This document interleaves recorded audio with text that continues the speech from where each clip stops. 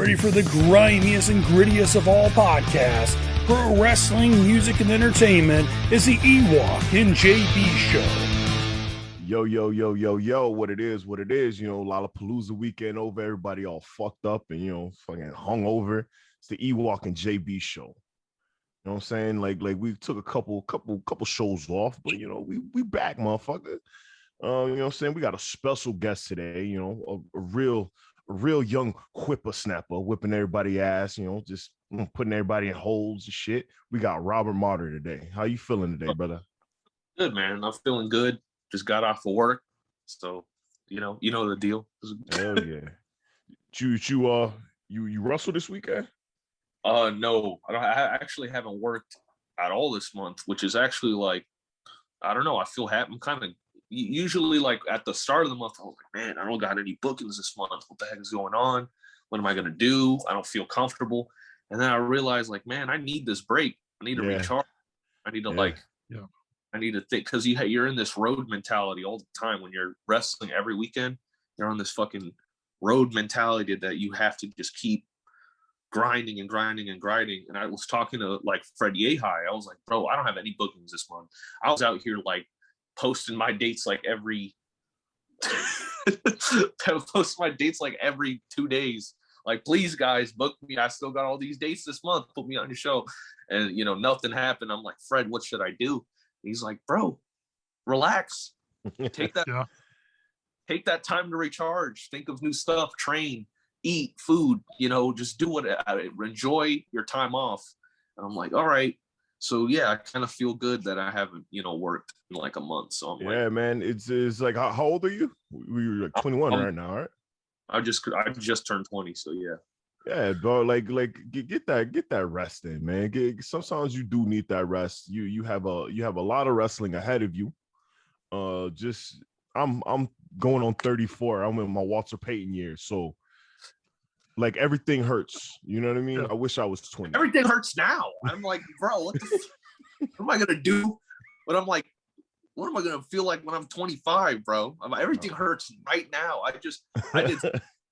I did squats yesterday, and I was being a dumbass because I went a little bit too heavy early on, because I usually warm myself up, and I'm like, all right, I only got 45 minutes to the gym today, so I need to just stack up weight. So I do about 3 or 4 sets, and on my fourth one, I squat and I go up, and something just shoots up my right lat, and I'm like, I'm done. Yeah, and that'd be I'd be happy. I was like, oh man, fuck, I can't do shit this weekend. I got a good match coming up this weekend. Dude, I was worried because next month, man, this weekend, not next month, it's August. Or see, I don't even know. It's August this week. So this weekend I am wrestling in the Scenic City Invitational's Future Showcase. So it's their I think they started it in 2017. So it's like they have the Scenic City Invitational, and then there's the Futures, which is whoever wins Futures gets a free entry into the main tournament next year. And it's also like a big deal because in that area, it's like, okay, you're next up as far as like, and it's crazy. It's like, I didn't even know that as many people paid attention to the Futures that they did the main tournament. People pay attention to like the Futures, which is pretty cool. So I have that this weekend, and then the next weekend, so it's August 13th, I'm wrestling Ashton Starr in a rematch. And then after that, August 20th and 21st, I'm wrestling Jacob Fatu. Oh shit. Yeah. Wrestling Jacob Fatu. Do you wrestle him already? Like no. Somewhere else? No, I wrestled JD Drake recently. Oh. Yeah, but I'm wrestling Jacob Fatu on the 20th, and then I have a next gen title match, which is for GSW. That's their like next gen title. Yeah. I'm wrestling in the next day. So and then after that, I'm wrestling Anthony Green from NXT, or August Gray from NXT. He was a indie guy, and he left NXT, and now he's back. And then yeah, that's pretty much everything I have for next month. But it's like, it's weird going from not wrestling for a month to wrestling every weekend again. So it's like, Yeah, like I've noticed like time off sometimes is like you get back in the ring, you're like, oh damn, I feel like I'm like better. Yeah, that here's the thing. It's like an 8 ball, because either you feel in the ring, you're like, I'm better than I was when I was grinding, or you're like, bro, what? I don't even know how to run the ropes right now. What is happening? Like, I feel off. It's the worst, because you don't know what you're gonna get. But luckily, like this month, I made sure I at least get two days of training in a week. Yeah. Like, I'm good. How was that JD Drake match, by the way? So I have mixed feelings about it in like a good way, because I felt like I had never had a challenge like that. Like, JD Drake has been wrestling longer than I've been alive, which bugs me out. Started in 2002. It's like ridiculous. Yeah, I was a freshman in high school. Oh man, yeah. Art wrestling. And you know, he made me call the match. So weird. It was like, no, you're calling it. I'm like, what? He's like, no. I'm like, no, you're calling it. And I'm like, this is a rib, right? And he's like, I'm serious. You're calling the match. I'll poke my little things where I need to. You're calling it. And I'm like, why? He's like, you got to learn someday. I'm like, damn, all right. So I actually like appreciated that, because it was like a challenge. Because I made the structure of the match, and I decided that he should be beating me up for 95% of the match. Because here's the thing, bro, is in Limitless, before I got booked for Limitless, I cut a promo, and I meant it. I mean, it wasn't like a promo thing. It was I meant it like, listen, promoters, whoever books me, I want the guys that nobody wants to wrestle. Give me those guys. Give me the guys that are like, not in a storyline sense, not in a work sense, like that. Guys that have a reputation to try to blow you up, try to expose you, try to make sure you belong. And those are the guys I wanted to wrestle, because it's going to make me better. Win, lose, draw, fail or not, it's going to make me better. And Randy Carver, who was the promoter of Limitless, was like, all right, kid, bet. And then put me, I've never had a, like, not a mid-card match, but I've always been put up with like higher guys ever since my debut. So Kevin Blackwood, they have this guy named Rip Bison, who's like he's been wrestling there for like 15 years, like legit, like dudes that are going to test you. And obviously JD Drake. And it's interesting, because like I feel like every match I'm getting better, and I like that feeling. So wrestling JD was really fun, because he beat the shit out of me, bro. I've never taken that much punishment in a match in my life. Like, that was like, whoa. And in a good way. I think the biggest note about that match was I wanted to show people that I could take that. Like, I could go that far. I wanted that. I didn't want it to be a 50-50 match, if that makes sense, because I don't think it should have been at this point in my career. Like, I wanted a similar story to 1-2-3 Kid versus Scott Hall. That's what I wanted. Oh shit, yeah. That's what I wanted, that story where he beats the shit out of me. He's just pounding me, and the fans are like, I'm stubborn. I want to fight back, but the fans are like, please just stop. Please stop. Just give up, son. And just stop. I wanted them to get, and they got that reaction. Just stop. Like, they were pleading me to stop. And I wanted to keep getting up and keep getting up and keep getting up and keep getting up. It's almost where I'm like this little bug that just won't get away. There's this little bug, and I wanted that. Through that, it showed that I could take that. So I really enjoyed that match. And what JD told me after was like, that meant the world to me, bro. He said, I'm next up. He said, like, you're going to be better than me in 5 years. And I'm like, bro, just shut up. And I'm like, oh man, it was such a fun experience. Just wrestling like a higher guy like that, you know, because there's levels, bro. There's always, there's levels to this. And I realized it like last month and the month before.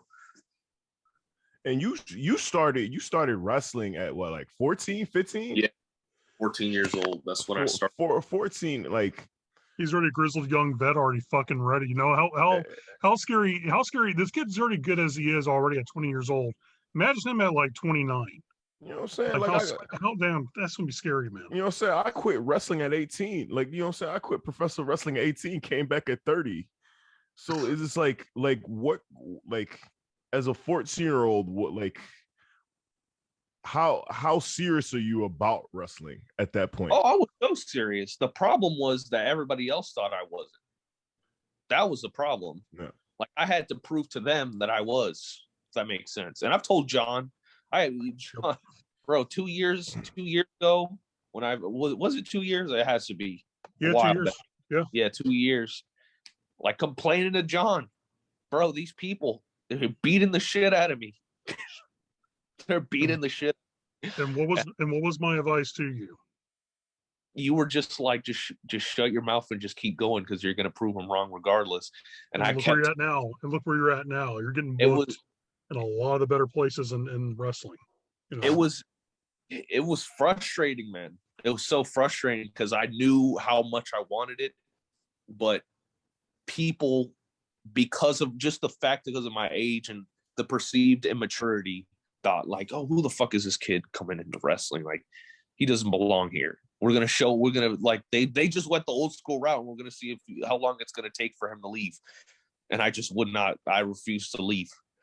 And now I'm finally at a place where I'm like, Janai, Yoya, Eli Knight, and Culture Inc. as a whole are like. You said some good ass names, man. So some good ass people, some real good. Those are the people I came up with, man. That's my class. Like, those people are the reason I'm where I'm at. Because when I started 2 years before all of them did. So that was 2015. I was 14. So I think Janai started about 2 years, Eli started about 2 years, and Yoya started about 3 years after. So I was basically the only person from the first class of the original school I was at. I was the only person that stayed from the first class. And then, you know, Janai came in. It was I was there for Janai's first day, for Eli's first day, for Yoya's first day. And like, since then, like, we've all just had this bond where, like, we're going to make it out of this dingy Florida area that nobody knows. And now we're like, I think we did that. And that's like a cool, you know, that I have my crew. And all you guys have like a very, very like dope ass work ethic. Like, I appreciate the dog shit out of that. Like, all you guys like work hard as fuck for what you got, dog. It's just like that was the thing, bro. Ewokk, like, legit. I think you mentioned it in the podcast I was listening to, that you saw. Did John tell you this, or I might be confusing myself, but 2 years ago in 2019, I want to say October of 2019, me, Janai. You guys came to Wrestle League. Yeah, Wrestle League. And we drove 20 hours. And I wrestled 3 minutes that show. Like, a total of 3 minutes. And we drove 20 hours. Yeah. And paying dues, kids, paying dues. And I think that might have been, I don't know if it was like Yoya's first match, like outside of like. That was all of our first match outside of. Yeah. And I was like, holy shit. And this is probably like my third or fourth match. And I'm like, hey, they got a lot of heart, man, coming out to Chicago from fucking Florida shit. I ain't doing that shit. Yeah. And I can't remember, but we got there and people are fucking yelling at the promoter. I'm like, what the fuck is going on? This promoter is like getting backed up into a corner. You see, I think he overbooked the show, and now he have too many people for the show already in gear. So he decided to make a gauntlet. So I wrestled twice, and I think it was like I wrestled 3-4 minutes, bro. 20 hours. And I was like, but I was so happy because I felt like we were making progress, because we came from like this just garbage black hole Florida shindy area to Chicago. I don't care how long I wrestled. I made it out. in my head. So I was like a big motivator for me. I was like, all right, I don't care if I wrestle 3 minutes. That's one step. That's the baby step. Now I just gotta, my goal for 2020 was wrestle outside of Florida consistently. And I wanted to do that, but COVID hit. And at that time, I don't know if you remember me, Ewokk, I was a lot heavier back then. Yeah, I remember you. I was 185 pounds.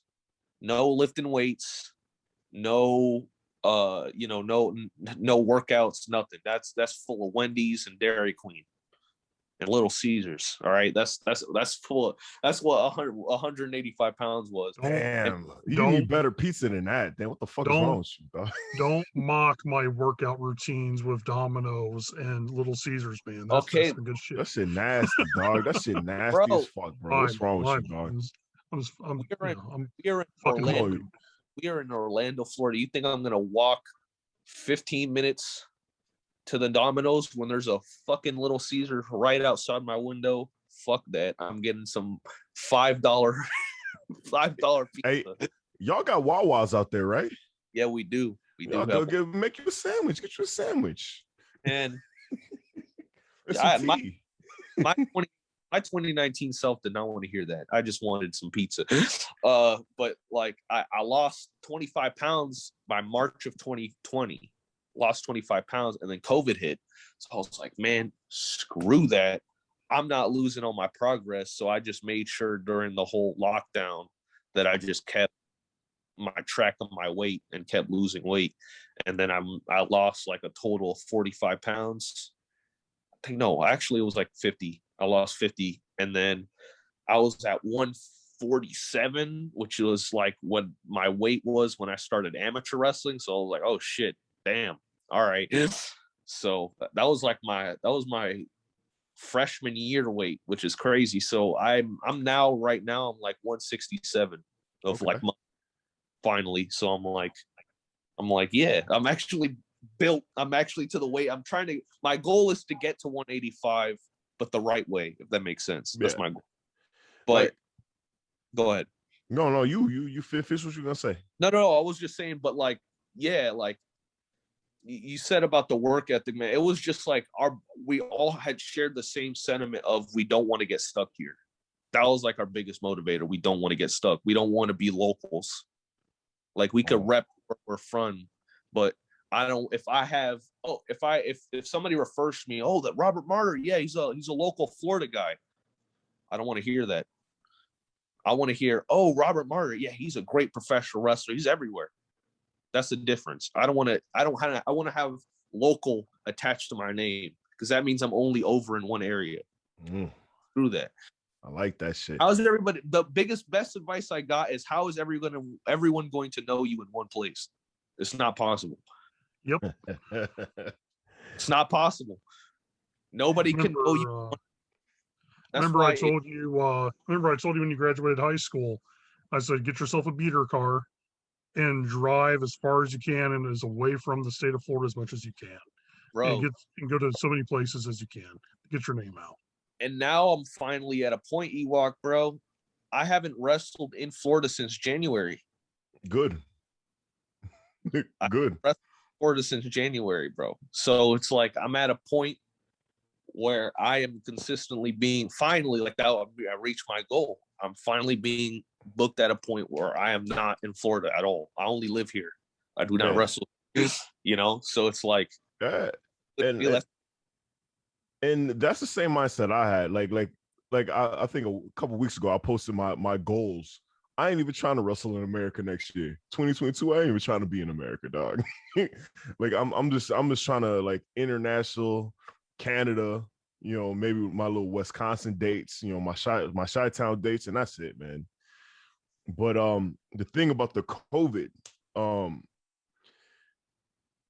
when COVID hit, it was one of those things where like everybody that had momentum getting like a lot of bookings, a lot of big bookings, and a lot of things stopped.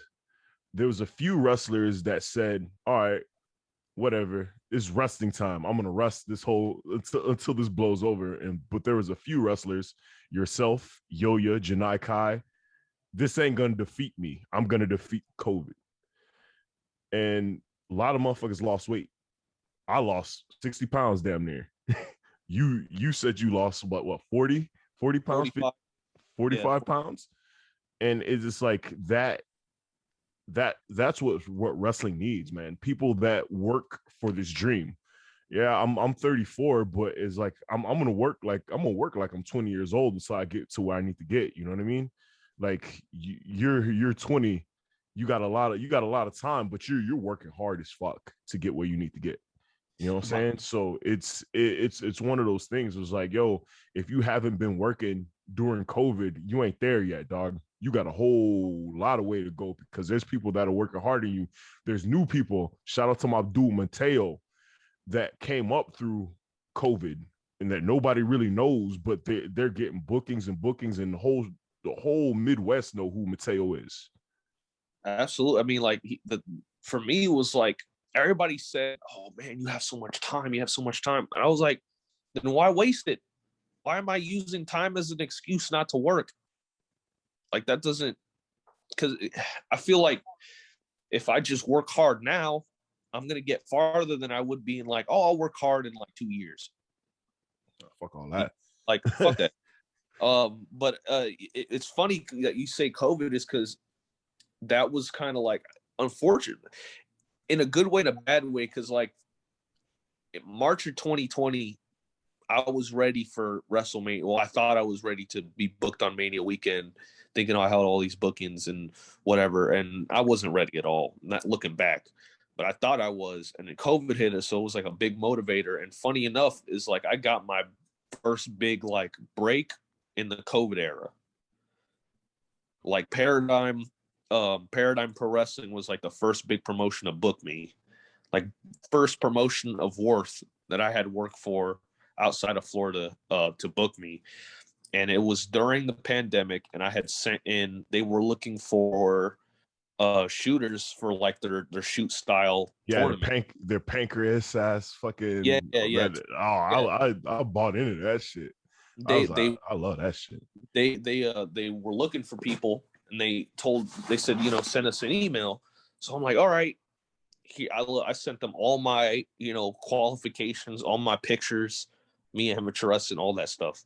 And I got accepted, and I'm like, oh shit, I gotta buy a flight. And I came to that realization, okay, I'm booked.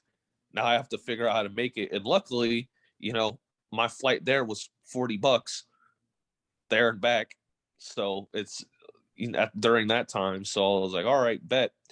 So I wrestled, and they put me against Matthew Justice for my first match, which is Matthew Justice is a shoot crazy person, but he's great. He knows what he's doing, and he's a star, man. Matthew Justice is crazy. And I don't know, that was like my first match that was like, okay, people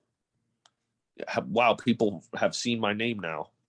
And my big goal of mine was like, oh, I want to get on IWTV.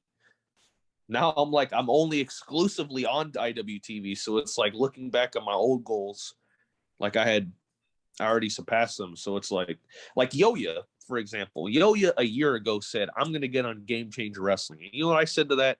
I said, you're not. No, he is. I think that motherfucker from New Jersey, to be honest with you. When I was seeing that dude, I was like, he from Jersey. That's a Jersey boy, man. I legit was like, we'll see, brother. Yeah, I'm sure. Like jokingly, like, no, you're fucking not. Shut up. Guess what? Now he's booked every show. Yeah, you got that dude's like face on wheelchairs and shit, and just dude, like real shit. Like, yeah, he's over his motherfucker, man. Bro, when I can't wait because we got a beer pong tournament that we're throwing in Jersey, in Union City, Jersey. Hopefully, there's a wrestling show that Yo-Yo's on that coincides with what's going on. Yeah, and I will be there to see that man. And it's funny because like what he thought he was gonna be in the start of the year is like completely different he is now. Because I think like I don't know, like it's not that he stopped giving a fuck. he was just like, I'm gonna just do me, bro. I don't want to. I don't want to copy anybody else. So he's just. I don't know. Who can you compare to Yo-Yo as far as like what he does, as his entrance, what he wears? Like he just does whatever and it works. He kind of reminds me like a modern day Akuto Hadaka from 01. From 01. That's what it reminds me, man, is Hadaka. You watch like Hadaka submission wrestling, the shoot style stuff, the kicks. When he does aerial, it's like aerial that makes sense. It's not like I'm a little guy just going to overtake a big guy. It's like, no, it's got to have a storytelling to it. And when that boy, sorry. Oh no, not trying to cut anybody off. I'm just saying what I like about guys like Yo-Yo and Robert is they understand like, okay, you're twice my size. There's no reason for me to trying to German suplex you, because that shit doesn't make sense. But let me climb up on you and try and tap you out or choke you out or hit you with a hard strike. Believability. And it's also got psychology to it, which is lacking in a lot of wrestling. So it's good to see that happen with young guys. They're picking that up, And when that boy come out, when his music hit is lit, I'm already excited. I'm already jumping up and down with my fucking Hennessy and Coke. I'm already jumping up and down with my Budweiser bottle. You know what I mean? And it's like he brings that energy right from the get. You know what I'm saying? Especially for that Jersey crowd, they ready for it. You know what I mean? And it's like when I saw him against Leo Rush for what was the name of that for the blood sport? Josh Barnett. I was like, yo, I was like, the whole world about to know who this motherfucker is tonight. And he did great. He did great. Like, and I was like, oh, damn. I was like, this past year has been like a blessing, bro. Like legit. And it's like, I have people like, I had Davey Richards sing my praises on Twitter like the other day, and I was like, bro, what the fuck? And I didn't even know I didn't even think he knew who I was. And then to see and then I saw Hollow Wicked at a show, and he came up to me and shook my hand, and I was like, Hollow Wicked, you're the definition of my childhood. I would literally make you on SmackDown versus Raw 2008 because I was such a big Chikara fan. So I just I would make Hollow Wicked every single time a new SmackDown versus Raw came out. So yeah, like it's crazy, man. This whole year has been crazy, and it's just gonna keep getting crazier, bro. And this when you speak of Twitter and social media, this is my little rant that I go on every episode. A lot of wrestlers think they don't get acknowledged because people don't like their shit or people don't, share their shit. People see. You have no idea who looks at your shit when you post it on Twitter. You have no idea who looks at your shit when you post it on Facebook. It's just like you still have to have that level-headed shit, like when you post all your matches and whatever, because there's been many times where I post some shit and nobody, like, I got not one like, and Vic Capri was like, hey, that's a nice ass match, or so somebody else's, or a fan or a random kid that I don't know, hey bro, I like all your work, I like all your merch, I just don't got no money, but whatever. It's just like, yo, just like don't feel discouraged about what you post and whatever. Like, not everything needs to be viral for people to see you. People see you, especially when you're on a public domain. People see you. Just keep on doing what you're doing, man. Watch you in silence, bro. They watch you in silence, and it's kind of definitely, it's weird to see. And it's weird to not say get that credibility, but it's just weird to finally feel like, man, people, they know what I've been trying to do. They know like kind of who I am. So it's really cool. Like when I wrestled Finley's son, Brogan, his youngest son. Oh shit. Brogan is 18 and I was his 10th match and he was my 110th match. But Brogan, he's been training with his father and his brother for like 5 years. So he may be a rookie as far as matches go, but he's been training consistently for 5 years. So like we called we wrestled like what 15 minutes, and we called nothing. We called the finish. I'm pretty sure the finish and the cutoff, and that was it. We just wrestled, and I like that shit. yeah, I'll send it to you. Yeah, legit. He was like, "Hey, bro, I don't call spots," and I'm like, "All right, cool." And he was super surprised. He was like, "Are you sure you're okay with that?" I'm like, "Yep." See you out there, I guess. Like, whatever, we'll figure it out. And I didn't know until after the match, but his dad was there. Oh shit! Finley was watching in the crowd. And when I'll send you the match after this, you could see him doing this in the background, just watching, right? And actually, that's a lie. I did see him during the match, and then I started panning to him. Like I completely forgot about the hard cam. I was like, screw the hard cam. I think I put Brogan in an arm wringer and I grabbed his chin and pulled it. And I looked straight at Fit and I was like, yeah, you did this. And I went, I started working heat on Brogan, but like that's one of my favorite matches because like we legitimately did not call anything. And it was so fun because I had no nerves. I had no nerves for the match. I was so confident. And that's the feel that I get when I wrestle in Tennessee because a lot of those dudes just wrestle old school style. And it's just like, hey, I ain't gonna call it. Just to finish. We'll figure it out when we get in the ring. And I'm like, okay, cool. I love it. And like that's how you built, like, I don't know, like I kind of like I came back and I come back to Chicago and I kind of like build my own style and repertoire, you know what I mean? With that, it's like you travel everywhere else, like you're not gonna go from Chicago, you're not gonna go to Tennessee and wrestle the same. You're gonna go to Puerto Rico, you're gonna wrestle totally different in Puerto Rico than you would in Chicago or Tennessee. And like I love that aspect of wrestling because it's like everything's different. Everybody trains different in different fucking places. So like I love that shit, dog. Absolutely. I mean, like John, like did I tell you this, John? I feel like I did, but Kerry Awful took me to Tullahoma, Tennessee, and I wrestled in the infamous Gypsy Joe Arena. The Gypsy Joe Arena, that's been there since 1955. And it is, when I tell you, it makes the Florida Indies look like the WWE, man. It makes them look fantastic. I'm like, bro, I'll get signed down in Florida, baby. Like, what? Dude.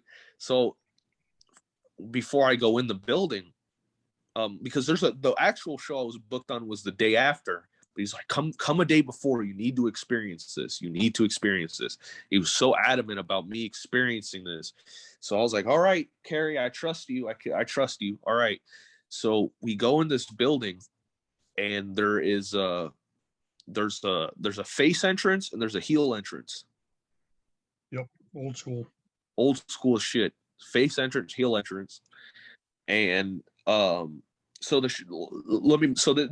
was the same building for both shows, but the smart crowd is showing up the next day. That's like the internet wrestling crowd. This crowd is local. It's their local show. So he's like, I walk up to the promoter, I shake his hand, whatever, and Kerry's like, hey, he's the next Bryan Danielson.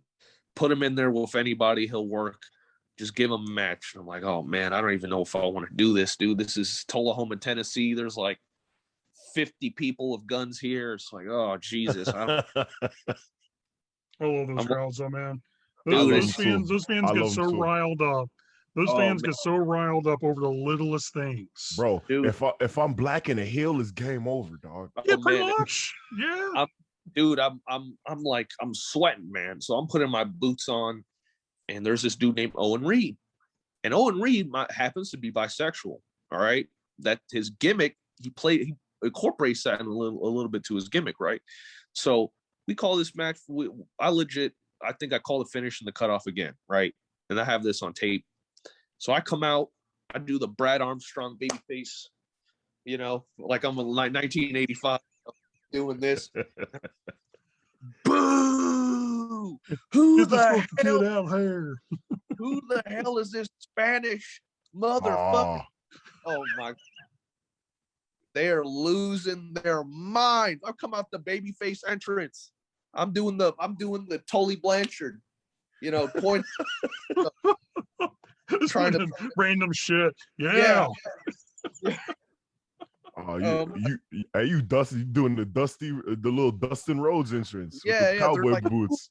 Who the hell is this fucking spit? I'm like, oh my goodness. So I get in the ring and Owen comes out. And again, Owen happens to be bisexual, and I think they know this. Boo! It's like the biggest heat I've ever experienced, bro. There was like 6 people they had to control to get out of to not get them in the ring. So match starts, we lock up. I put on a headlock, and I'm just baby facing it up as much as I can. They start liking me. So in my head, I'm like, okay, so Spanish beats gay in Tullahoma, Tennessee. All right, cool. And I'm talking to Owen. I'm like, do you hear this? He's like, just another Tuesday, brother. And then we do this spot. And man, dude, it was such a weird experience because like there were guys before us trying to do indie stuff, no reaction. Hell no. They'll shit all over it. Nothing. It wasn't even shit. It was just dead silence. They didn't even know what to. What I'm saying is that those old school wrestling fans, they don't care about spots. They want to be entertained. They want it to be worked. Hey, this was like a pop show, and I was like, okay. So once I saw that, they weren't responding to nothing. So I was like, all right, here's what we're doing. We're doing tackle, cover, kick out, powder out. I'm a sell. Be a baby face and just arm drag, you know, the basic stuff. And they ate it up. And that was like in my head, I was like, man, this is why you need to learn different styles, and not only learn different styles, like knowing who you're wrestling for.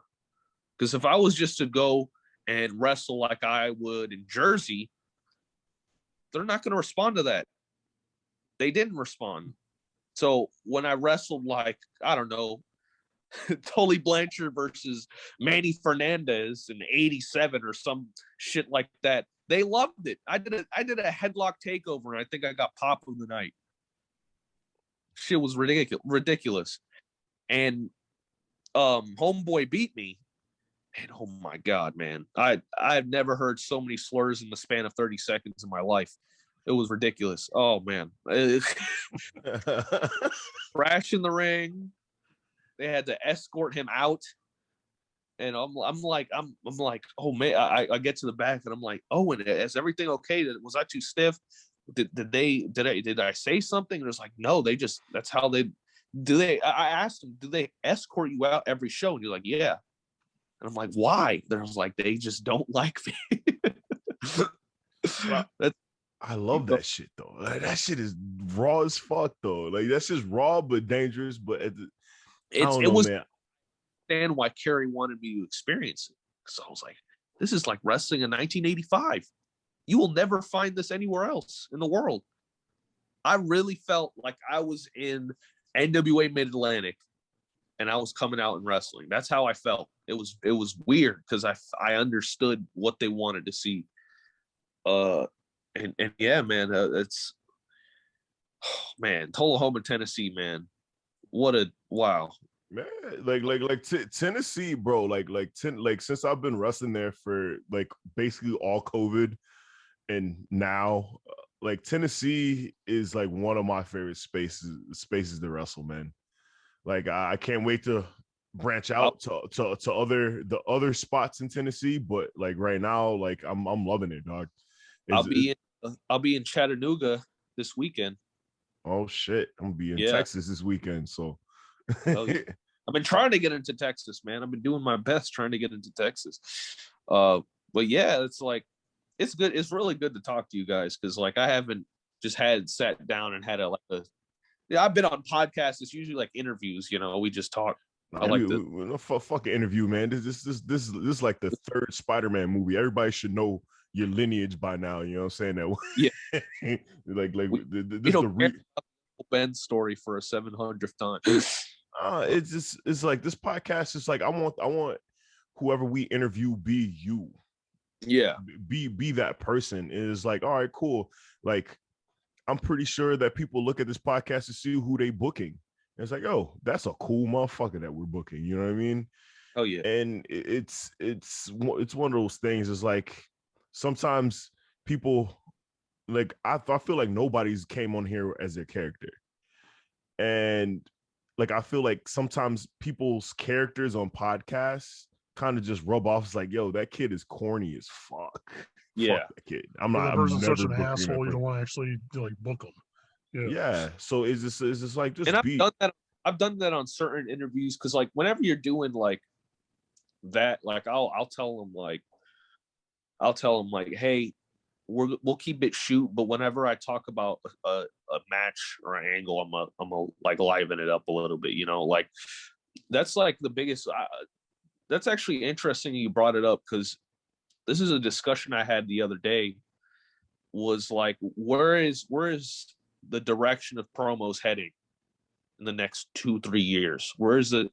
Or are we going super character, or are we going to real life interviews, like a post match UFC interview that Joe Rogan would do? Like what direction are we heading in? And I had a really cool like conversation about that because it's a really interesting question. Like, where are we heading as far as promos? Would it be like a more sport oriented? Because people know what they know about pro wrestling. So what can we do to keep their interest? Like I don't know, man. Like honestly, I do a little bit of both. Like I cut promos in a ring. I cut promos like a hip hop artist. Like, you know what I'm saying? Like I'll have like aesthetics behind me. Location spots, kind of like the UFC vignettes of a motherfucker training, run up a hill. Like I try to do it all for certain promotions. Like CCW, I do a UFC type. Yeah, I do a more of a UFC. Like, hey, I'm training in the mountains of the Hollywood, California hills. You know what I mean? Yeah. And like because some other our promotion's more sports based anyway than it is just Yeah. So it's just like I kind of branch it off, but a lot of people are just lazy too with their promos. Some people just take their phones. All right, I'm in my car, whatever. Maybe that's needed there because nobody shows up to their promotion, but there's other promotion that actually they're based on their storylines, and there's one person that films all their shit, and it's just weird. It's weird, man. I feel like it should be more sports based, like Japan style. Like, all right, cool. After my match, here's a backdrop.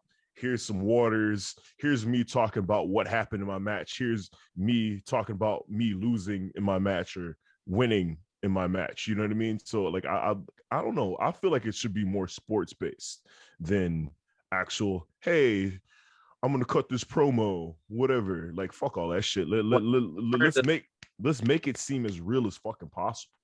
Like go ahead. Like just make it seem like, hey, I'm LeBron. I just lost game 2 of the finals. I got all these reporters talking shit. Like it's a sport. Like me personally, I call wrestling a sport. There's people like, why you call pro wrestling sport? No, it's a sport, dog. I'm in it. I like sports. I play pro lacrosse. I've been around the world with the shit. If I'm into something physically, it's a sport. It's not entertainment for me. It's a sport. Absolutely, and I agree. And here's the thing: is like, for me, I talked to Daniel Garcia the other day. I called him, and we just do it like we do on this podcast. We just talk about anything. And I was like, so why don't I noticed like you don't really yell in your promos. And he said there's a reason for that. Cause he gets his promos like he said his goal is to like eliminate the wrestler voice. He wants to get rid of that wrestler voice. Like if you watch a Daniel Garcia promo, it's like you said, it's like LeBron answering a question that a reporter's asking him. He's not like January 25th. sportsatorium. I'm gonna see you there. Like nobody talks like that. So it's like he's trying to just talk how he would, and I like that a lot. But I also think there's like room for a character too. Like obviously like characters get over, and that's a time tested thing. We just have to figure out like how to mesh those two together to get the perfect. But like sometimes the proof is in the pudding, because you got people like Conor McGregor, Chael Sonnen, like you got people that actually like UFC fighters that do that shit, and it's like that's proof that like you could get real shit out of wrestling shit. You know what I mean? It's just like, hey, like that guy's a fucking asshole. I can't wait to see that guy get knocked the fuck out, and he doesn't. You know what I mean? It's just like, yo, like just be you. Be like you really hate a person. It is like sometimes like promos don't need, like, it's 2021. Like people know what wrestling is now. If you make people feel like it is the UFC and it's professional wrestling, I feel like we might be in a better place. You know what I'm saying? When it comes down to that, that's just me personally. I don't know about you or John, but it's just like I feel like if people believe like, hey, the Ewokk is gonna kick John's ass tonight. Like he's really mad that Johnny give him a 20 bucks. You know what I mean? And it's one of those things. It's like, yo, like you gotta make it like Terry Funk said. It's like I want people to see that I'm real. You know what I'm saying? Like it's one of those fucking things. And that's how I feel about it too. You know what I'm saying? It's just like I grew up in a competitive household. I grew up playing professional lacrosse. So it's just like you get interviewed in those situations, and it's like you're not gonna yell, but I'm a loud motherfucker anyway. So that's how I'm gonna talk, and that's how I'm gonna do it.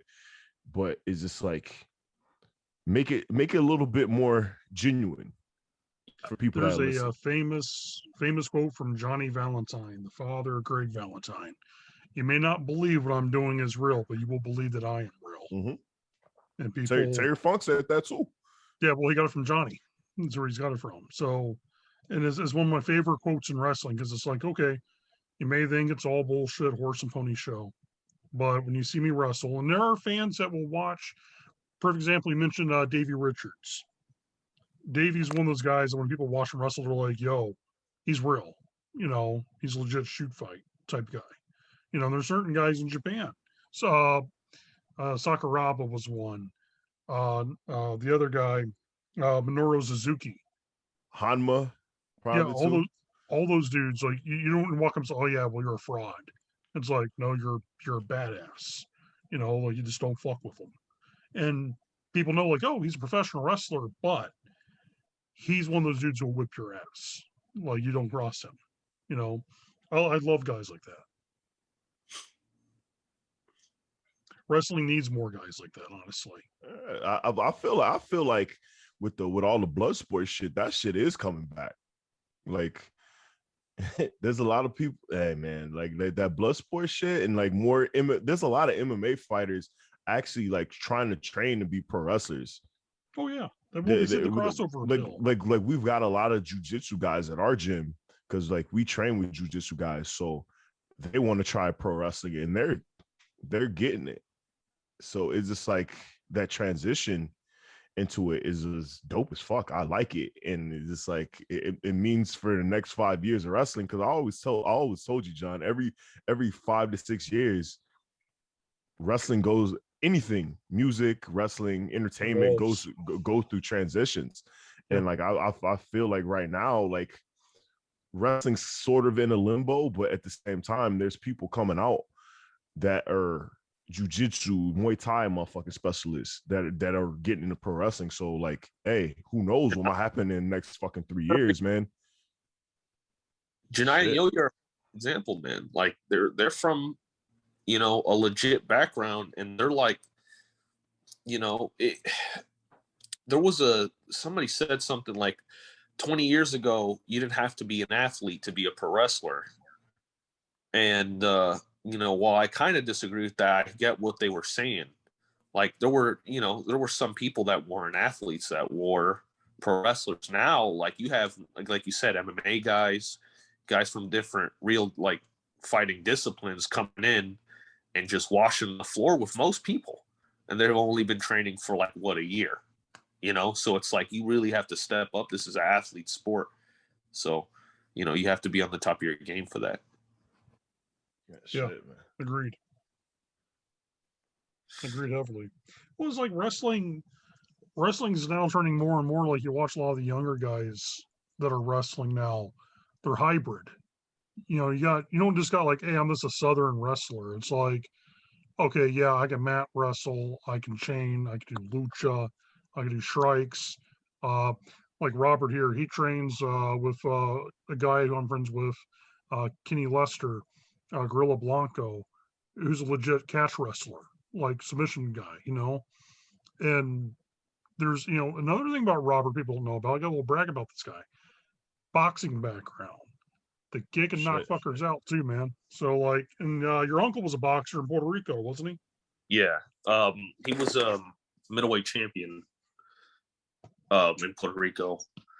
And dude, like, it's weird because like I wanted to play, my GameCube, and they were making me go to boxing classes. So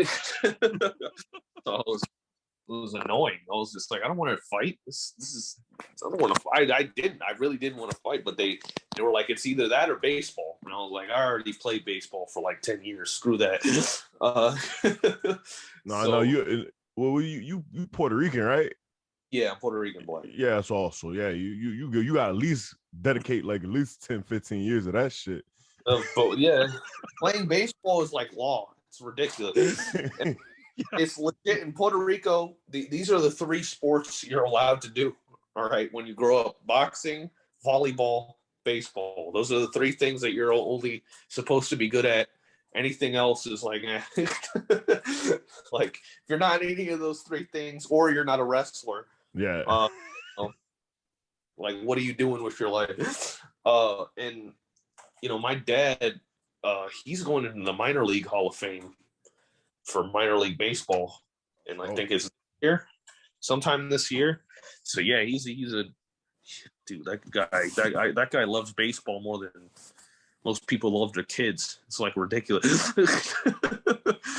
But like, as far as boxing goes, like my grandfather was Puerto Rican middleweight champion from like, I think it was like 81 to 83.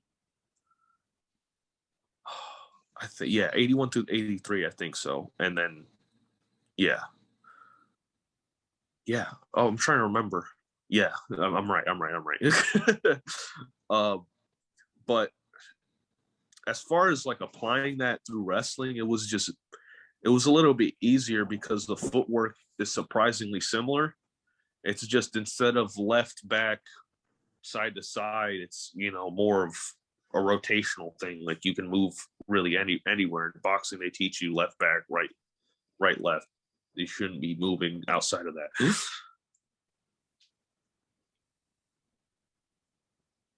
Shit, awkward moment of silence. I'm just hearing what's going on outside. You know what I'm saying? So like I don't know if motherfuckers are fighting outside. I don't gotta fucking pull out the pistol and shit. But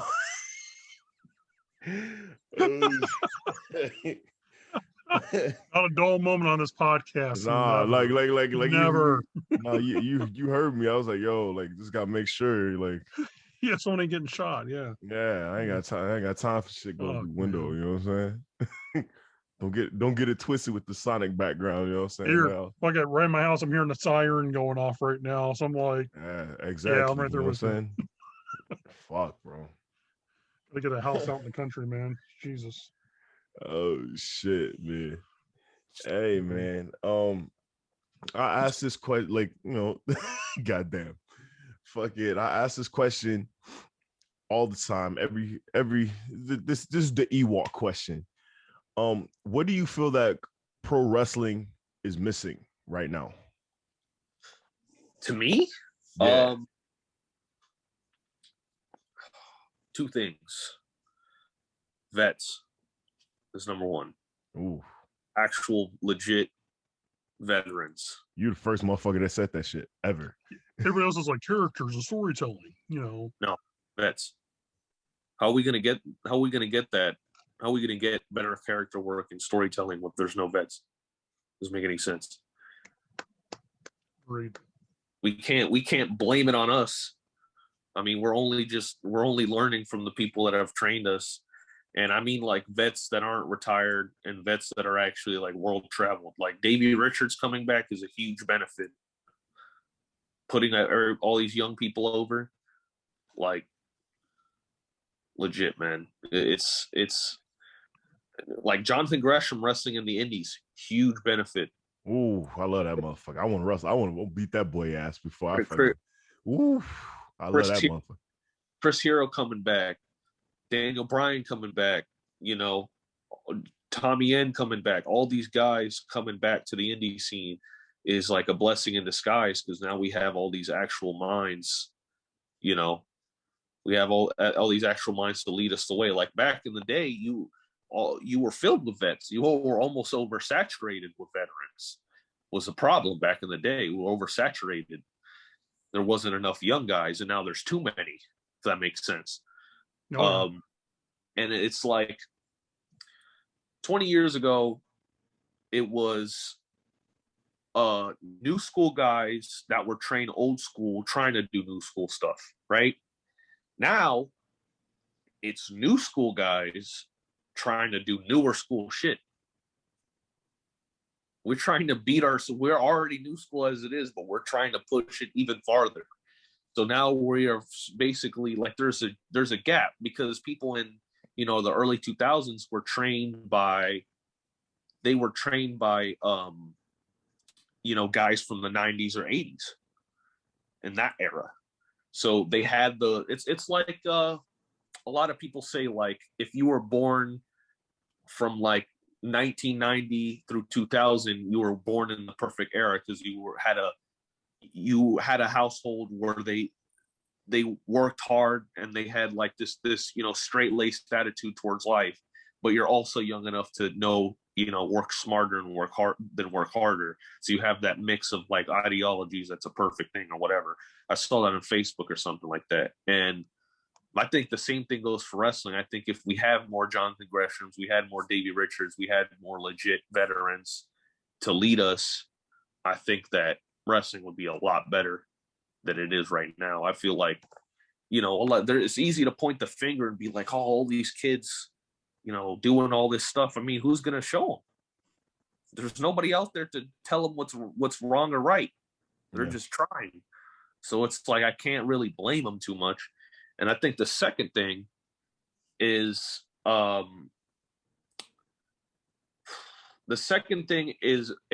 centralization of what you want to be. I feel like so many people still don't know what they want to be. And I think that's like the biggest thing on like a lot of fans like believing in new stars, because they're still in the process of like, well, who am I? And if I'm a fan, I'm like, if you don't even know who you are, how am I supposed to know? You know? So it's like a lot of the biggest criticism I see is like, oh, there's no new stars.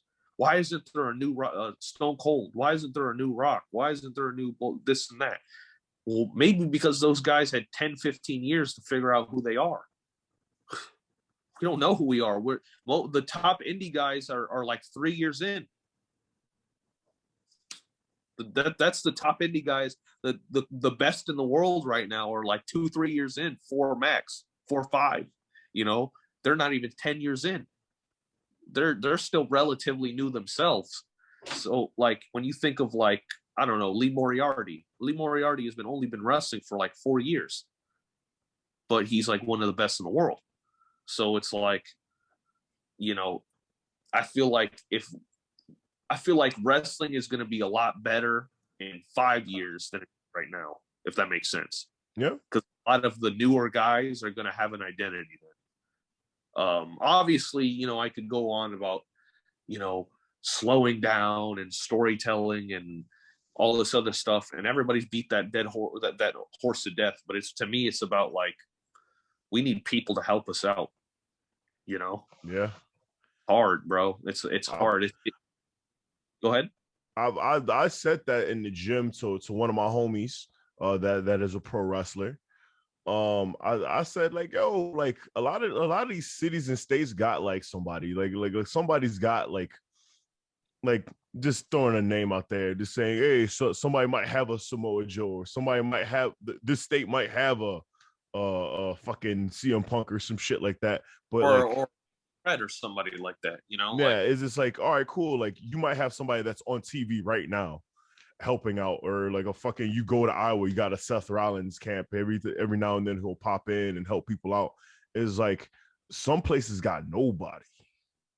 You know what I mean? It's like I want to be somewhere where somebody is experiencing being on TV, how to be on TV, how to work a crowd on TV, how to work the hard cam. You know what I mean? It's just like sometimes it's kind of hard, man. Like finding where to be, especially in the city of Chicago. Sometimes, man, we have so many schools, and it's like, man, like which school do I choose? Especially if I want to be a pro wrestler. It's like, hey, Chicago should be a hotbed, but it's just like, hey, I might go here and might get this fucking like tutelage, and I might go here and I might get nothing. They might want to take my money, and it's just like you're very right about the veteran thing. It's like, all right, cool. If I know Samoa Joe's running this shit, I know I'm gonna get my money's worth. And also, there's a lot of schools there's a lot of schools by guys that have only been working for like 6 years. Yeah, that are schools. Yeah. You know, I saw your status. So I don't want to go into that, but it's like, you know, again, it's almost like the blind leading the blind, bro. Like I actively seek veterans. I ask them questions. So I'm trying to reach out to guys like Fred Yehai that have been wrestling for 10 years, you know, trying to reach out to Jonathan Gresham, trying to reach out to David Richards, just be a sponge, bro. As I told John, trying to be a sponge. Yeah. So I think more people also need to be like susceptible. On the same token of me saying we need more veterans, more people need to be susceptible of taking that criticism and applying it, rather than just saying, oh, this vet is shitting on me, when it's really not the case. They're just being honest. Yeah. You know, prior to this, like if I have a shit match, I want people to tell me, bro, I'm not about this. You know, I hate to say it though, I think where a lot of that comes from, and you're not one of those kids, but the young generation, the participation trophy kids, they're not used to hearing the word no, or you came in last place, or that sucks. Because we've groomed these young kids to accepting it's okay to not be good, and it's I see that a lot with wrestling when veterans, even when I was breaking into business back in the early 2000s, there were veterans who would like, hey kid, come pull up a chair next to me, I'll talk to you about your match. And I would watch a lot of guys get butthurt over veterans saying, hey, you need to be a little bit more snug here. You need to work a little bit more loose here. You need to do this, you need to do that. And you always hear kids always do the whole, yeah, but it's like, hey, listen to the guy. He's not breaking you down. He's giving you constructive criticism. And there's some kids that don't take constructive criticism very well. And I will agree, and I think, Robert, you've seen this yourself with how Florida could be. There are some veterans that have destructive criticism. Absolutely. And they do their best to rip you apart, but not build you back up. That is there to fucking shit on you. And there's other veterans that will be like, hey, I'm not knocking you down. I'm taking the parts that doesn't need to be part of your repertoire and putting in what needs to be in that game, and help you get to the, you know, they care about it. That's where we're looking in Chicagoland. We got Vic Capri. Vic's been doing this for over 20. Dude, I love Vic. Vic's been doing this for 20 years, traveled all over the world. The guy's wrestled every fucking Midwest legend known to man. Every guy who's ever became a Ring of Honor star, they worked Vic. And that dude will come to a show early, help set up a ring if he has to, work out with the guys in the ring, go over advice. Hell, at our last show, he worked as a backstage agent. bro, Didn't have to. bro. But he went out, guys. That fool said he was like, "Hey, Vic is like, he was aging on my match, so I was like, yo, like any critiques, anything like negative that I need to work on." He was like, "Well, I didn't see your match, but I fucking heard it. Good job." Yeah, because he has that experience. He can listen to a match. He can listen to the crowd react to and go, "You're doing a good job." If that crowd's reacting, the crowd's cheering for you, chanting your name, they're wanting you back up. You're doing something. But the matches that he didn't hear anything.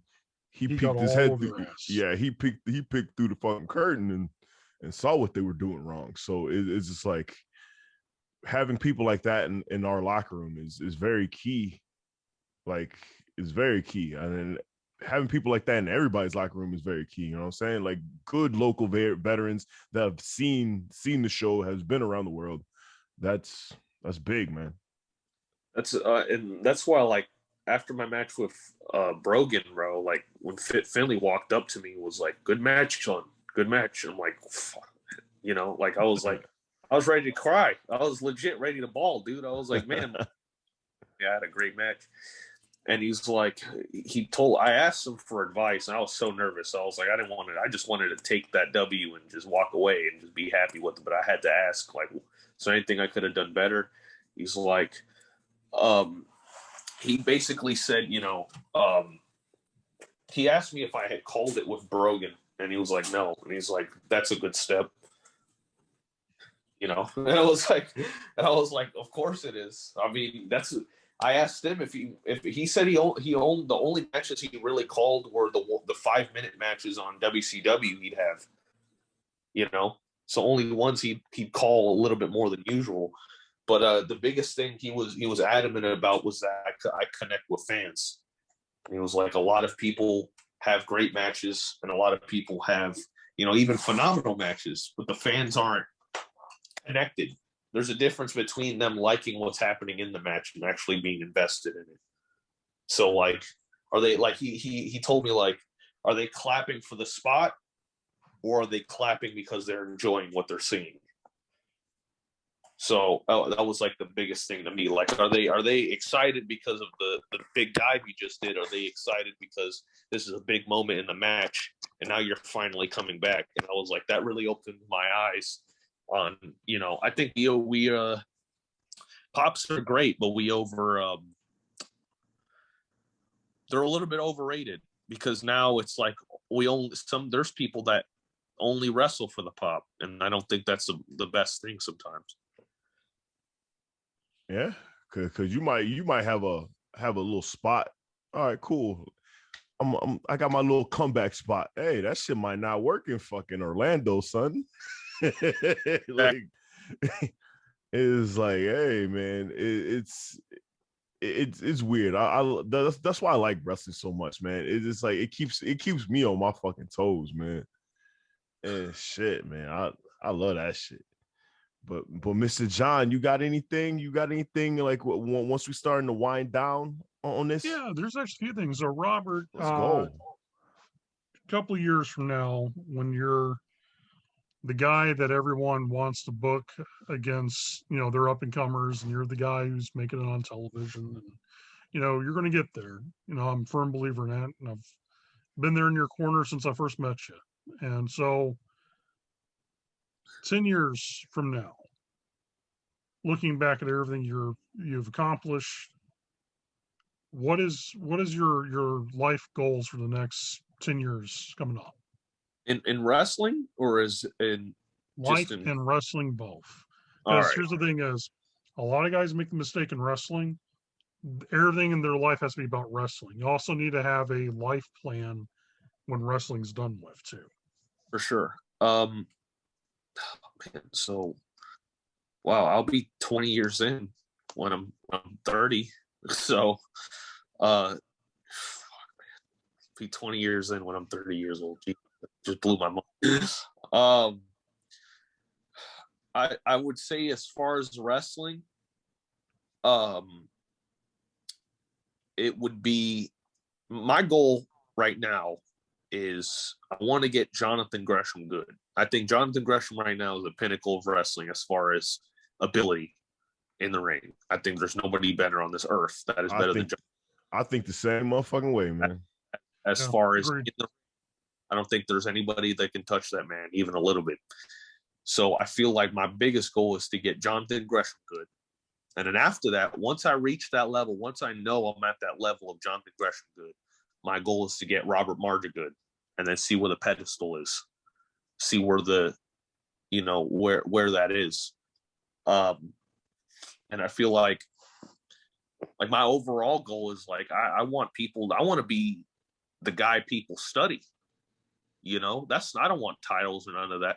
I want somebody, there's going to be somebody 30 years from now, 30, 40 years from now, that's just like me, that's hungry, that's young, that loves wrestling, and they study it every day, every night, whatever may have you. And they're going to be studying me, and they're going to be using what I do in my matches and apply that to make, whatever the current climate of wrestling is during that time. And I feel like if you do that, if you're forwarding wrestling like that, I mean, that just puts you in the same line with like Bryan Danielson or Nigel McGuinness and those guys of that era, Samoa Joe or AJ Styles, and those guys, or Chris Benoit, Dean Malenko, Eddie Guerrero. They're just those guys that they defined an era. That's my goal. I want to define an era, and I want people to watch my matches back when I'm dead and gone and be like, that guy's legit.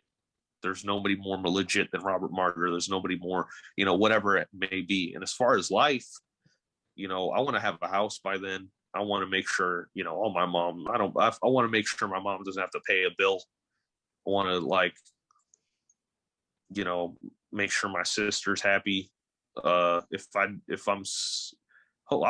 still be with my girlfriend, I hope, by that time. And, I just want to be in a position in life where I'm like, I don't have to worry anymore. There's not this thing in the back of my head where I'm always, because I grew up in New York, man. There's always this you grow up with like this thing in the back of your head, like, you only got a certain amount of time. I don't know what is it why we're taught like that, because I guess it's because of the area you're from, like people getting shot every day. People you grew up in the city? Yeah, 139 in Lenox in Holland. Oh shit. Yeah, that's where I was born. Oh, so like I remember my earliest memories is my mom yelling for me to get back inside while hearing gunshots, and I'm like 5 years old just playing friggin' in the street like a dumbass. I want to have that feeling where I'm like, I don't have to worry no more. I can just focus on what I love. And I think that's what everybody wants. You don't want to have that worry in your life where you're like struggling with bills, or you're worried about, man, I can't pay this, I can't pay that. If I can make my biggest goal wrestling period right now is hopefully in the next 3 to 4 years, hopefully sooner, I can quit my job and just be a wrestler. And that's it. I live off wrestling. That's my goal. If I can live off wrestling, and, when the IRS does request me to do taxes, I can be like pro wrestler. That's what I want to do, whether I'm signed or not. Pro wrestler. And I think that's my goal. One of the best advice I can give you on that is when you start making some real money, you want to file your taxes and create a business on yourself where you're sole proprietor pretty much. And so like say you drive, every gas receipt you save, that's a tax write-off. There's different ways you could actually make money as a pro wrestler by actually being an established government business that you're paying your taxes. Some guys don't do that. But Bob Evans, Brutal Bob, actually taught a really good class about how you can do that, and everything's legit. There's no BS. It's what it is, what it is. Man, you're going places, and I'm proud of you. And I just wanted to say that straight up. I'm fucking proud of you, kid. You had some potholes in the road, you've had some bumps and bruises, but you never gave up and you kept on getting back up. Hell And yeah. that's what winners do. Winners never lay down and stop. I'm proud of you. Appreciate you, man. Like, I man, it's making me emotional because, like, I remember like crying to John, man, because I was getting kicked out of my school. The dude who was running my school, he's just an asshole, and I just can't put it any other way. He's just a dickhead, and he was just taking advantage of me. He's bullying me, I was taught with respect. So even if I was a kid then, so I'm still a kid, but like I was like 16, 17, so really like the only place, my happy place was training, man. So I didn't have anywhere to train. I was freaking out, texting John every day, like, what am I going to do? I don't know what I'm going to do. This is all and now we're here. And now I feel like I'm at a point where I can finally just start running, because it was always crawling. And I never felt like I could finally start running to my goals. And now I feel like I'm finally there. So.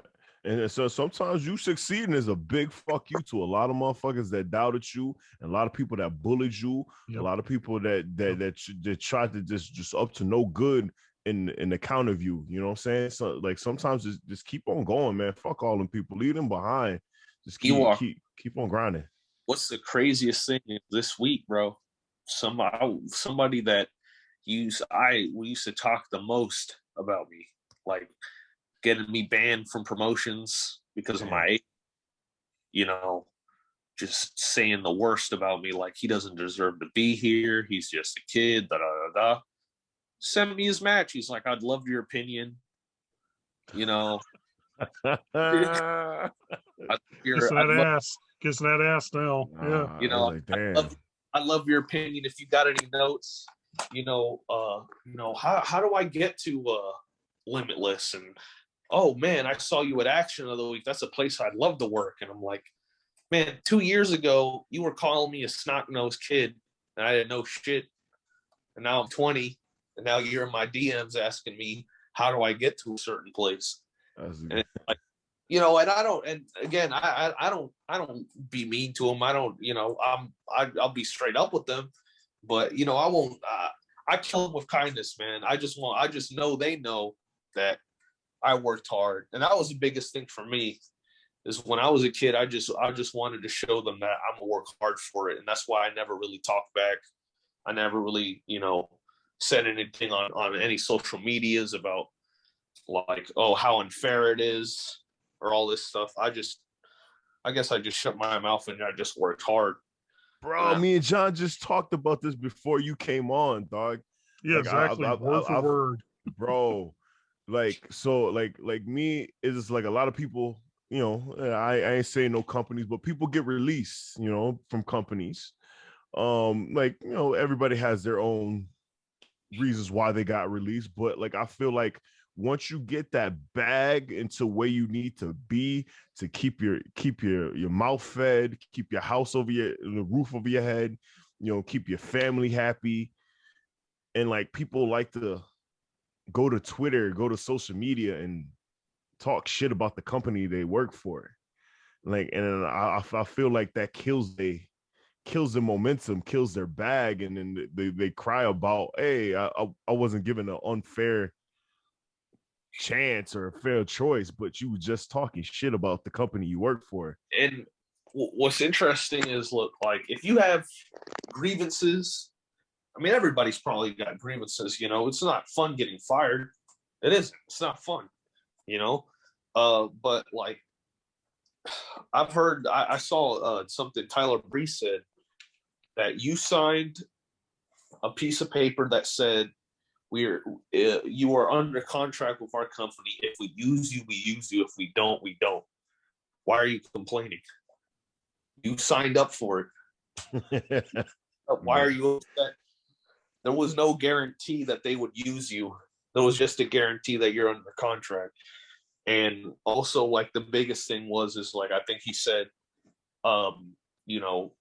that they're getting a lot of opportunities, guys that are in the indies don't. Like they're wrestling full time. They don't have to worry about bills and all that stuff. They have, you know, they're basically set, you know. So that whole complaining shit, it's like, and also it's like everybody's heard it.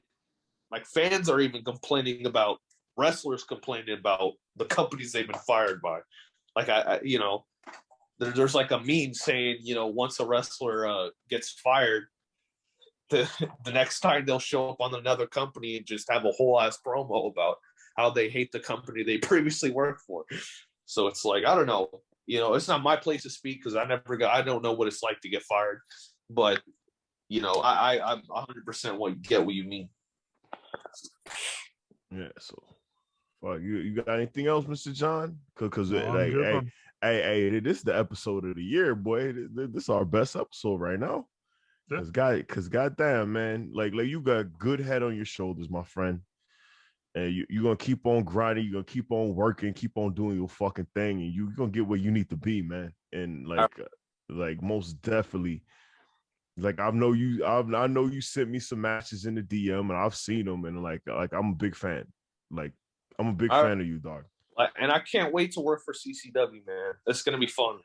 Yeah, man. We just got to get a date lined up. You know, we came close to one, and then, you know, we had he had a better, you know, he had good opportunity, and I haven't told him this. So I was like, "What's the opportunity for?" And he told me what the opportunity was. His exact words was to him, "You don't get opportunities like that all the time. Go for it." You know. And look, man, I got everything after August is free. So John, you know, if you got anything lined up, I told you I'm gonna save a date for you. But thank you guys so much, man. It's good talking to both of y'all because I have so much love for y'all. So hell yeah, I love you too, man. And then where can we find, like, where can the people that are listening to this and watching this find you? First and foremost, my Twitter at the Stretcher RM, and if you're gonna put 2 R's, so Stretcher R, my initials RM. And then Death to Martyr, and the 2 is TO on Instagram. And those are like my main places that you can find me. I already said the list of shows I'm on, but please make sure you guys catch this weekend, and you guys catch me and Jacob Fatu, because I'll be live on YouTube. So, oh, hell yeah. Live free on YouTube. Let's get it cracking on that one. Yeah, I appreciate y'all. Thank you guys for having me on. Yes, sir. You know what I'm saying? You know, it's another episode of Ewokk and JB Show with Robert Martyr. Hope y'all enjoy this shit. So you know how I do. Peace.